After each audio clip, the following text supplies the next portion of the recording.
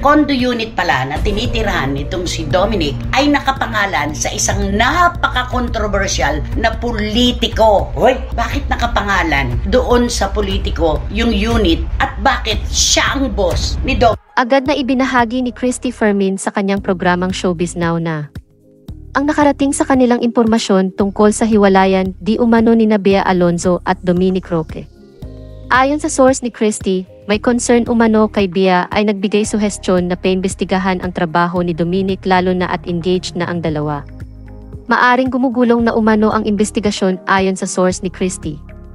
Lalo na at ang sinasabing boss ni Dominic sa pinaiimbestigahang trabaho niyang ito ay isang kilalang politiko.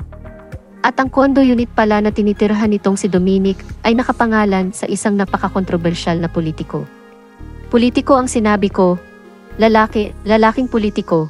Gayunpaman, wala pa rin mismong kumpirmasyong kina Bea at Dominic ukol sa maugong nilang hiwalayan. Kapag sabi sa pamilya ni Bea Alonzo na kailangan pa imbestigahan nila itong si Dominic Roque. ay, Humantong Oo, may ganon, may investigasyon. So, parang doon ang galing yan sa prenuptial, Oo. agreement. na dapat pumirma.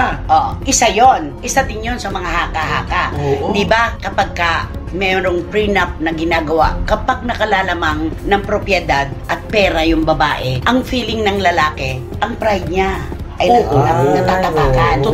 Totoo yun. At Kasama kapag yun. naman ang lalaki ang mapera, yung pride naman ng babae ang nasasaktan. Tama. Yes. Lagi nating tatandaan, maraming personalidad na hindi po natuloy ang pagpapakasal dahil sa prenuptial agreement na yan. Ikakasal na lang, tapos na ang mga imbitasyon, alam na kung saan talaga mauuwi. Biglang umurong pa yung babae.